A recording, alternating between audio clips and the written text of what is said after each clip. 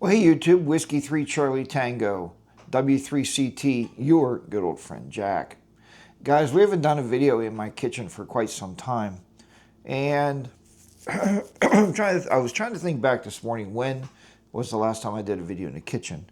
It was actually probably when I started doing videos. If I look back, when I introduced a battery pack to you that I purchased for my Zygu G90, and when I actually built an antenna on my kitchen floor, my first random wire antenna.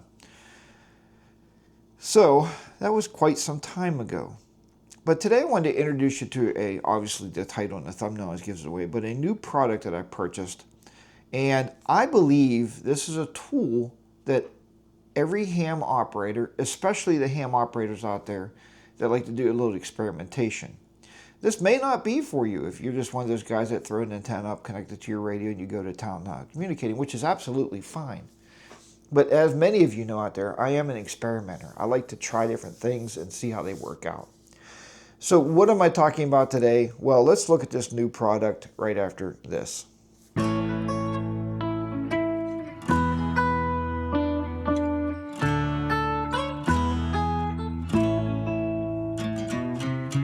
Okay guys, so I don't know when these videos are falling. This is probably going to fall before the large video I'm doing. I'm actually working on a new RF choke, or some people call them a one-to-one balun. I don't know what you'd call it.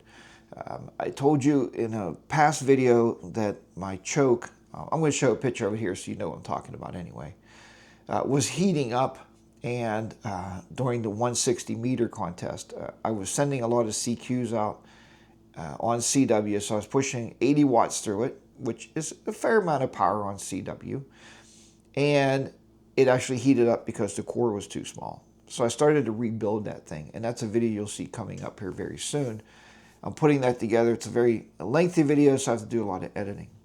But what I found in doing that video, what one of my deficits are in experimentation, and this has been a long time coming, even doing housework, you know, because I do my own electrical work around my houses.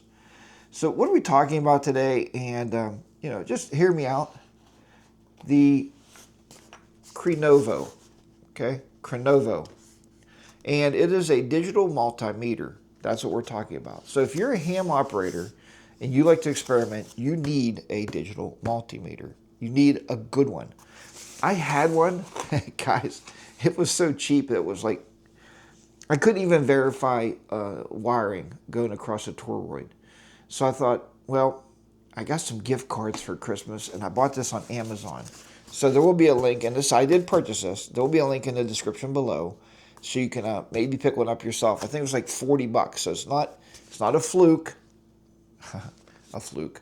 But a fluke, I looked at those. One amateur operator said he only uses fluke gear, and that's great. It is really, really pricey. So, but I picked up this one. I think this will be fine. So let's go ahead and have a look at this now. Okay, so I never took it out of the package. So here's the package. First thing I'm noticing with the package is it comes with this really nice case. So it'll be really easy to store it away.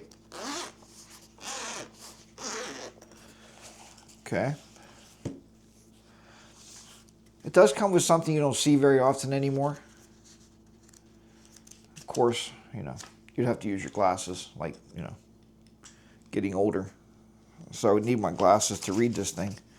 But it does come with a little manual, okay? Yeah, there's all kinds of stuff in there, a little manual. Battery doors, look like I might need a screwdriver for that. Anyway, so it is a multimeter. And you think, Jack, big deal, big whoop, I have a multimeter. Well, I want you to look at this, the way this is packaged, okay? So it's really packaged nicely. It's in there really tight. I could take this into the field if I would need to. I don't know if I would need to do that. The one reason I wanted this particular one is mainly because it has built-in alligator clips. So when I'm working with stuff like anduns or baluns or you know, whatever I'm building, I can test the continuity across the wires with very easily hooking the alligator clips on, okay? It does come with batteries, so that's always a nice touch. These are AAA batteries. Very nice touch that it comes with a set of batteries. You would probably expect that. It also comes with cables, with probes. Okay, so, well, yeah, I think so. Very interesting here. There you go. So it has probes, and it comes with caps, which is a very nice touch. Put those on there so you put everything back in the package. All right. I don't think those don't come off. Oh, these come off. Okay.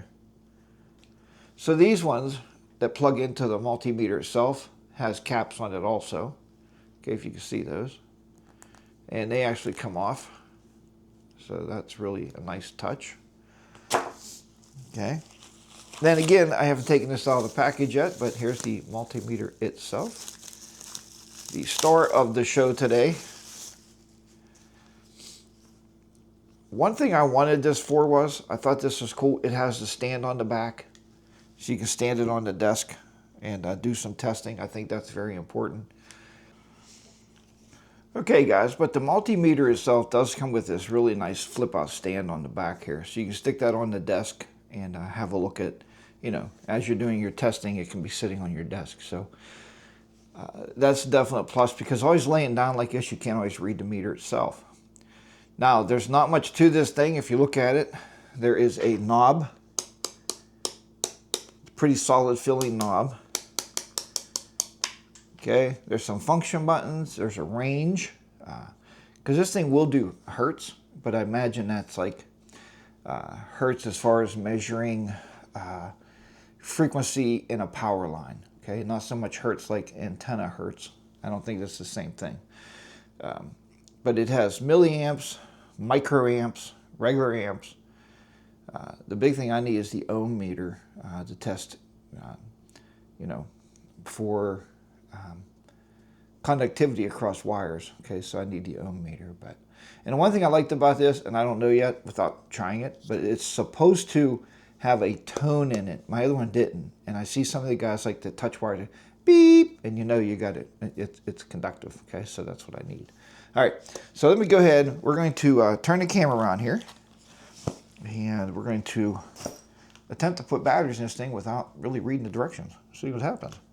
You see my wife got the new Christmas tablecloth out there for the holidays. So the batteries are supposed to go in right here. So let's open this up.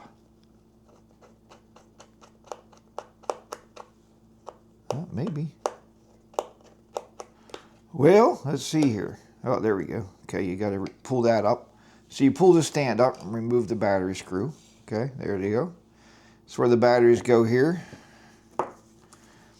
They sent me AAAs, and that's what goes in there, AAAs. So let's open these up.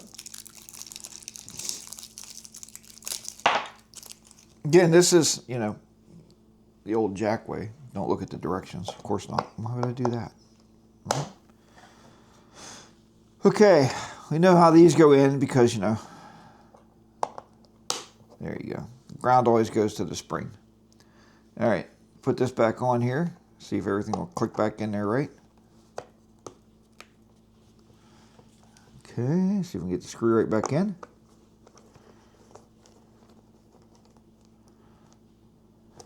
Okay, don't need to over tighten that, it's not going anywhere.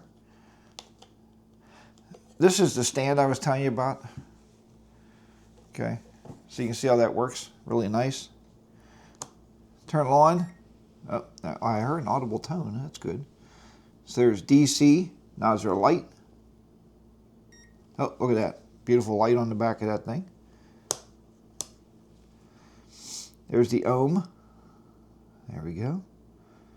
Okay, now since that tone was on, I wonder if the tone's just going to work. I have no idea. So let's pull these top caps off here I showed you earlier. Okay, one there, one there, okay. And it's clearly marked, okay, volt, ohm, hertz, live, okay, on this side. This side is for 10 amp only, over here is for 10 amps. Looks like 10 amps on that side. This is the common mode ground right here.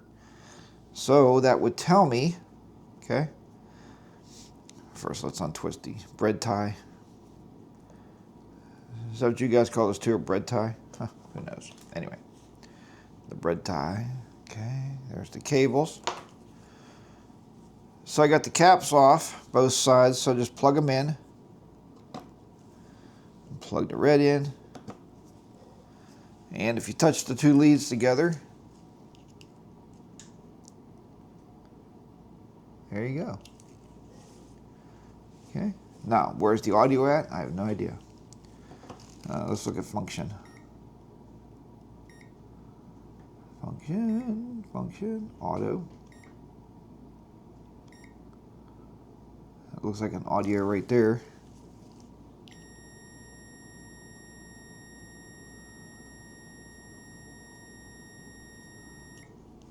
So there you go. Now we got an audio.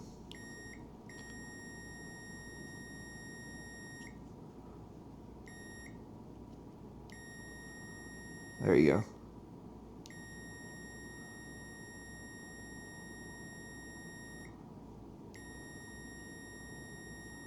Okay, perfect. Okay, it's exactly what I needed to do. Because I need this, like I said, to test the ununs and the balance I build.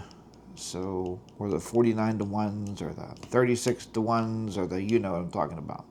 So I needed a really good multimeter. This is going to fit the bill very, very nicely. Okay, always remember to turn off your stuff. My students do not in my classroom, and our batteries are always dead. So there you have it. All right, turn this camera back around here.